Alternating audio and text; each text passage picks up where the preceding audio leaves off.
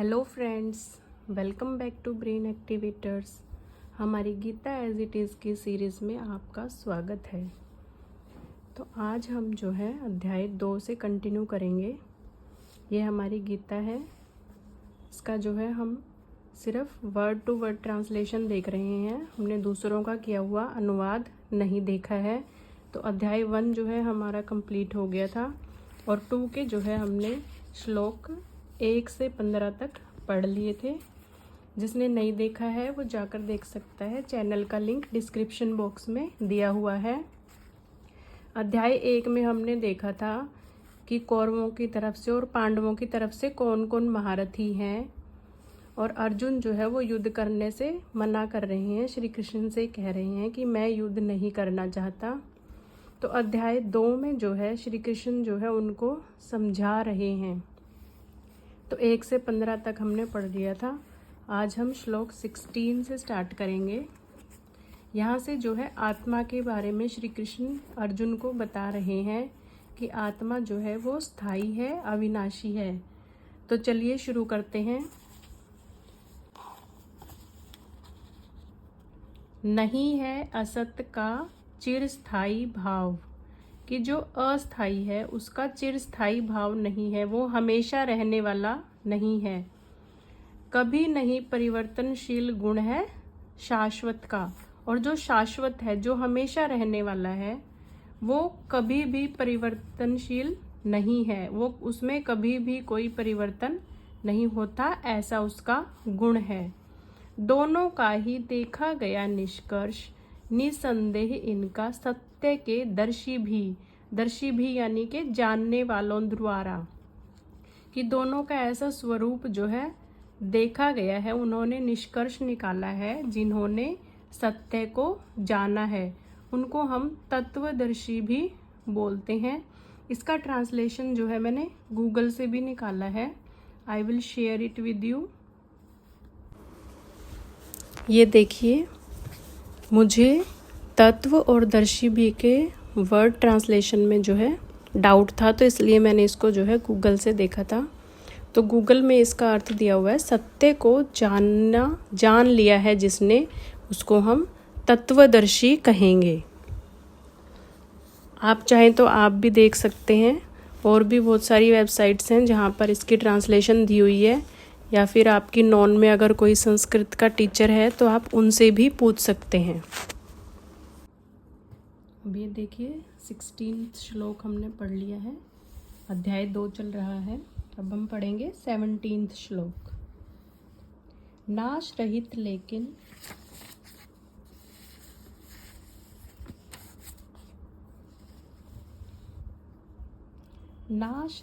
लेकिन उसे जानो, कि नाश रहित यानी कि अनश्वर, जो कभी नाश नहीं होता, तुम उसे जानो जिससे संपूर्ण शरीर यह परिव्याप्त नाश है, जो नाश हो जाता है शरीर, ये जो है अविनाशी से ही व्याप्त है, उसकी वजह से ही चल रहा है। अविनाशी का इस तरह कोई भी नहीं करने के लिए समर्थ है, कि अविनाशी जो है उसे जो उसका नाश करने के लिए कोई भी समर्थ नहीं है। देखो, नाश रहित लेकिन उसे जानो जिससे संपूर्ण शरीर यह परिव्याप्त है, जो अनश्वर है उससे जो है ये शरीर हमारा व्याप्त है, उसी से चल रहा है। नाश अविनाशी का कोई भी नहीं करने में समर्थ है, उस अविनाशी को जो है कोई नहीं मार सकता, उसका नाश कोई नहीं कर सकता। अब हम पढ़ेंगे श्लोक 18।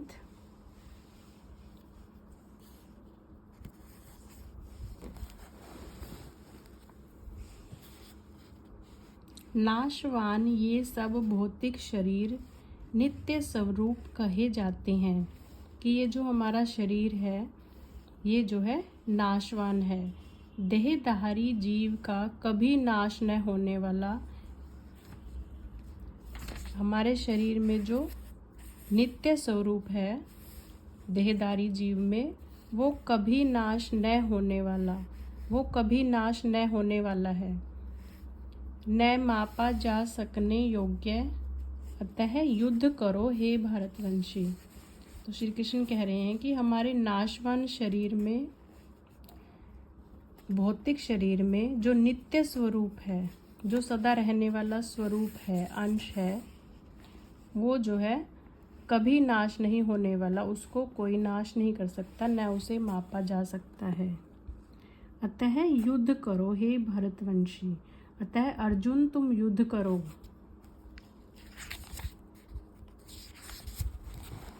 बात हम 19वें श्लोक पे।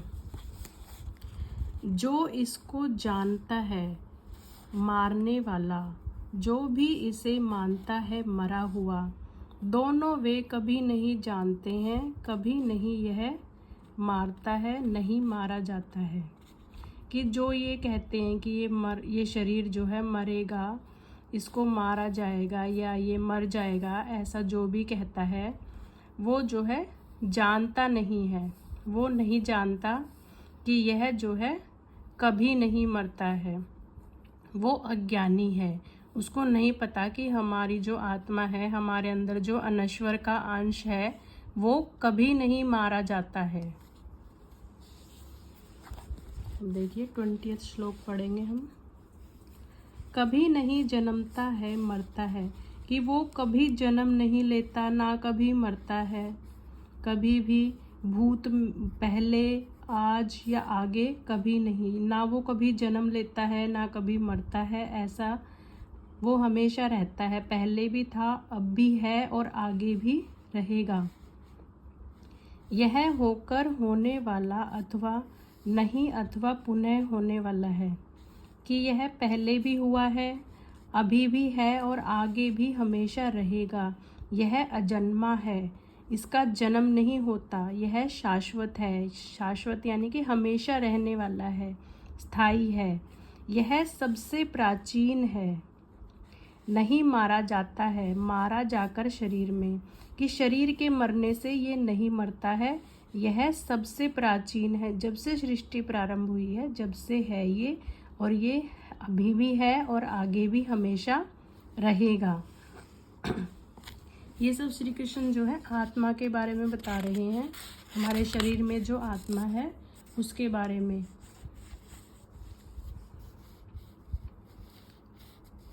इक्कीस श्लोक है अध्याय 2 का।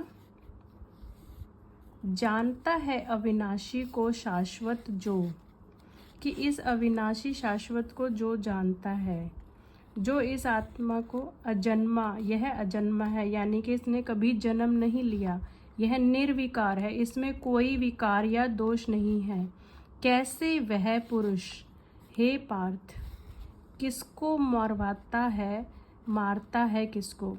कि जो ये जानता है कि आत्मा जो है अविनाशी है, अजन्मा है, शाश्वत है, अविकारी है, वो किसी को ना मार सकता है और ना ही मरवा सकता है। पढ़ते हैं श्लोक 22।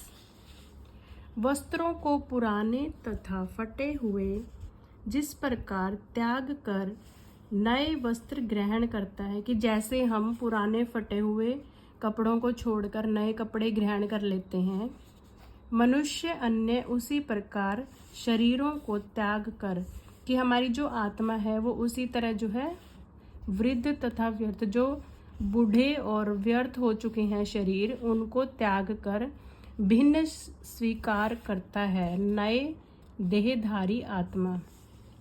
जैसे हम पुराने फटे हुए कपड़ों को छोड़ देते हैं, ऐसे ही हमारी जो आत्मा है वो वृद्ध हुए पुराने शरीरों को छोड़कर नया शरीर धारण कर लेती है।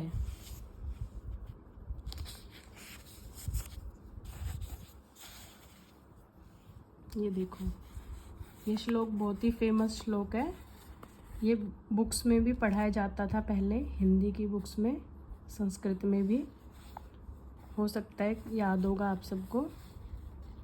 नैनम छिंदंती शस्त्राणी नैनम दहती पावकः, कि उसे ना तो शस्त्र मार सकता है, ना अग्नि जला सकती है, न चैनम क्लेदयंत्यापो न शोष्यति मारुतः, उसे ना पानी गीला कर सकता है और ना ही हवा सुखा सकती है। देखिए इसका ट्रांसलेशन देखते हैं। कभी नहीं इस आत्मा को खंड खंड कर सकते हैं हथियार, शस्त्र इसके टुकड़े नहीं कर सकते। कभी नहीं इस आत्मा को जला सकता है अग्नि, आग इसको कभी जला नहीं सकती। कभी नहीं भी इस आत्मा को भिगो सकता है जल, कभी नहीं सुखा सकता है वायु।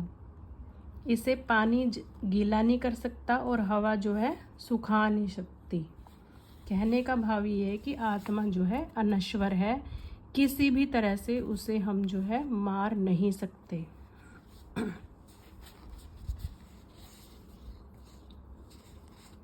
24वां श्लोक पढ़ते हैं।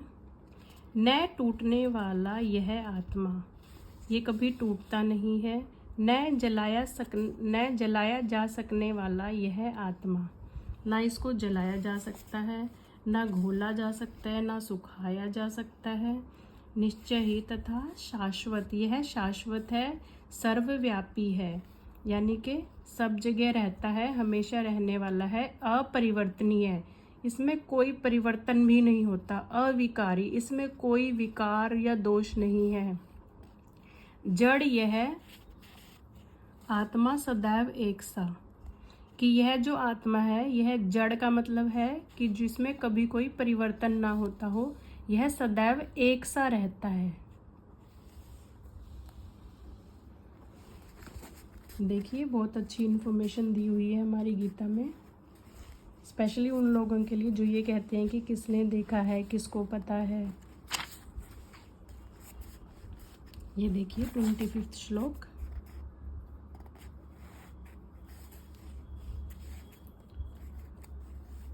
अदृश्य यह आत्मा, कि यह दिखती नहीं है, अगर शरीर से निकल जाए तो हम इसको देख नहीं सकते।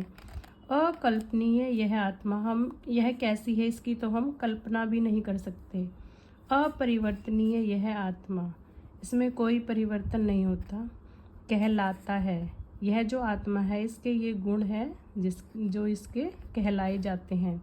अतः इस प्रकार अच्छी तरह जानकर इस आत्मा के विषय में नहीं शोक करने के लिए योग्य हो, कि इस आत्मा के बारे में अच्छी तरह से अगर तुमने जान लिया कि ये अनश्वर है, अविकारी है, तो फिर तुम्हें शोक के लिए कोई ऑप्शन नहीं बचा तुम्हारे लिए, तुम शोक करने के योग्य नहीं हो। अब देखते हैं श्लोक 26। यदि फिर भी इस आत्मा को उत्पन्न होने वाला सदैव के लिए, अथवा तुम ऐसा सोचते हो मृत, कि अगर फिर भी तुम ये सोचते हो कि ये आत्मा जो है जन्मती और मरती है, उत्पन्न होती है फिर मृत होती है, फिर भी तुम हे शूरवीर कभी नहीं आत्मा के विषय में शोक करने के लिए योग्य हो, कि फिर भी तुम्हें शोक नहीं करना चाहिए, तुम्हारे शोक करने का कोई कारण नहीं है। ऐसा क्यों बोला उन्होंने कि अगर तुम ये सोचते हो कि जन्मती मरती है फिर भी तुम्हें शोक नहीं करना चाहिए? इसका रीज़न जो है आगे नेक्स्ट श्लोक में बता रहे हैं, वो 27 में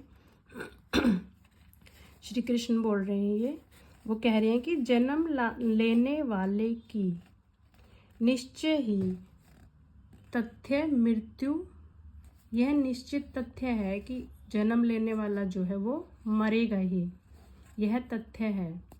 जन्म मृत प्राणी भी, अतः जिससे बचा न जा सके उसका के विषय में नहीं तुम शोक करने के लिए योग्य हो, कि जो व्यक्ति ने जिसने जन्म लिया है उसने मरना है, यह निश्चित तथ्य है, फिर भी तुम्हें शोक करने का कोई कारण नहीं है, क्योंकि मृत्यु से तो कोई बच ही नहीं सकता। अगर तुम नहीं मारोगे तो किसी और तरह से मरेंगे, इसलिए तुम्हें शोक करना नहीं चाहिए, तब भी यह शोक करने के योग्य नहीं है।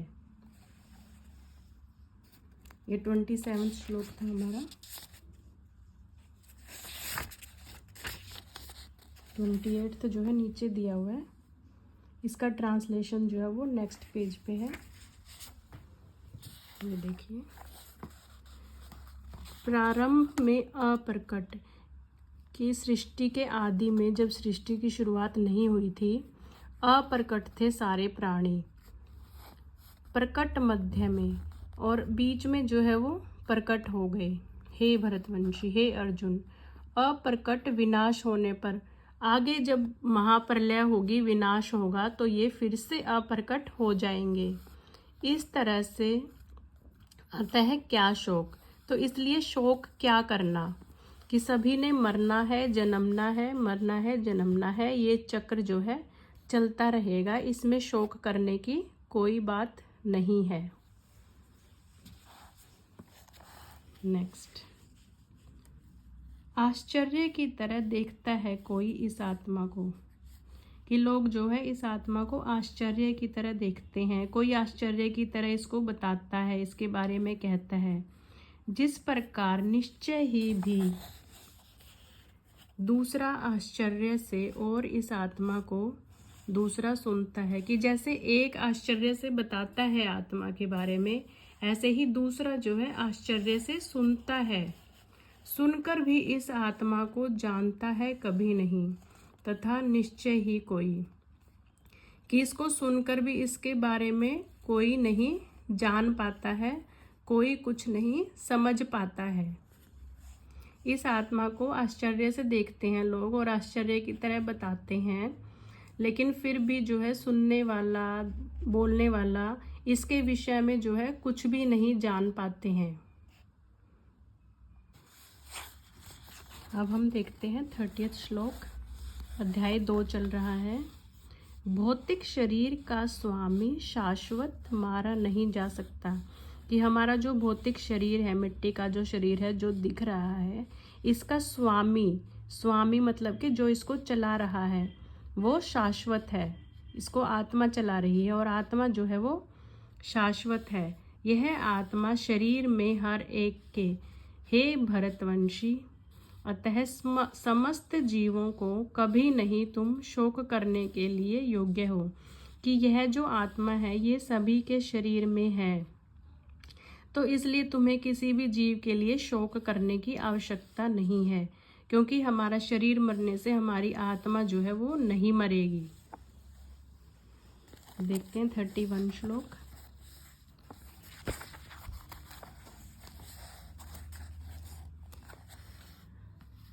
अपने धर्म को भी निसंदेह विचार करके, कि तुम अपने धर्म के बारे में भी सोचो, तब भी कभी नहीं संकोच करने के लिए तुम योग्य हो, तब भी तुम्हें जो है चिंता करने की, शोक करने की कोई जरूरत नहीं है। धर्म के लिए निसंदेह युद्ध करने की अपेक्षा श्रेष्ठ साधन कोई दूसरा क्षत्रिय का नहीं है, कि अगर तुम धर्म की तरफ से भी देखो तो भी तुम्हारे लिए जो है युद्ध करने से अलग जो है कोई दूसरा श्रेष्ठ अच्छा उपाय नहीं है। क्षत्रिय धर्म की रीति के हिसाब से अगर देखा जाए तो। देखते हैं 32वां श्लोक। अपने आप भी प्राप्त हुए स्वर्ग लोक का दरवाजा खुला हुआ, अत्यंत सुखी, कि अगर तुम युद्ध में मर गए तो तुम्हारे लिए जो है स्वर्ग का दरवाजा खुल जाएगा। जिन्होंने, क्षत्रियों ने, राज परिवार के सदस्यों ने युद्ध किया है, प्राप्त करते हैं, जो युद्ध में मारे जाते हैं, उनके लिए जो है स्वर्ग लोक का दरवाजा खुल जाता है, वे अत्यंत सुखी रहते हैं। जो क्षत्रिय जो है युद्ध करने का अवसर मिला जिनको, वो जो है अपने आप ही स्वर्ग पहुंच जाते हैं, ऐसा कह रहे हैं श्री कृष्ण। देखते हैं 33वां श्लोक। अतः यदि तुम इस धर्म रूपी युद्ध को नहीं करोगे, अगर तुम इस युद्ध को नहीं करोगे, तब अपने धर्म को, यश को भी खो दोगे और पाप पूर्ण फल को प्राप्त करोगे। कि अगर तुमने युद्ध नहीं किया तो तुम्हारा जो है यश खो जाएगा और तुम जो है पाप पूर्ण फल को प्राप्त करोगे और तुम्हें पाप लगेगा। देखते हैं 34वां श्लोक। अपयश भी इसके अतिरिक्त सभी लोग कहेंगे, कि तुम्हारे बारे में जो है अपयश कहेंगे कि हार गया या डर गया, युद्ध नहीं करा, ऐसे सभी लोग जो है तुम्हारा अपमान करेंगे। तुम्हारे सदा के लिए सम्मानित व्यक्ति के लिए भी, तुम जैसे सम्मानित व्यक्ति के लिए भी आगे जो है हमेशा के लिए अपयश या अपकीर्ति का जो है कलंक लग जाएगा, जो मृत्यु से भी अधिक होती है। कि अपमान, अपयश जो है वो मृत्यु से भी अधिक होता है। तुम्हारे चरित्र पे वो दाग लग जाएगा और लोग जो है तुम्हारे बारे में बुरा कहेंगे, तुम जैसे सम्मानित व्यक्ति को बुरा बताएंगे। जो है 35 श्लोक है। भय से, युद्ध भूमि से विमुख मानेंगे। वो कहेंगे कि तुम डर के जो है युद्ध भूमि से भाग गए। तुमको बड़े बड़े योद्धा, जो बड़े बड़े योद्धा हैं जिनके लिए तुम सम्मानित हो, वो भी तुम्हारे बारे में जो है बुरा कहेंगे और कहेंगे कि तुम डर कर भाग गए। और उनके लिए सम्मानित होकर भी तुम तुच्छ हो जाओगे। कि अभी तक जो तुम्हारा सम्मान करते हैं योद्धा, वो तुम्हें तुच्छ या नीचा समझेंगे और डरपोक कहेंगे। तो आज की इस वीडियो में इतना ही। आज हमने पढ़े हैं श्लोक 16 से 35। आप सभी से मेरा निवेदन है कि प्लीज़ प्लीज़ प्लीज़ चैनल को सब्सक्राइब करें और ज़्यादा से ज़्यादा शेयर करें, जिससे कि ये जो इन्फॉर्मेशन है जो हमारी गीता में लिखी हुई है वो ज़्यादा से ज़्यादा लोगों तक पहुंच सके। Thank you.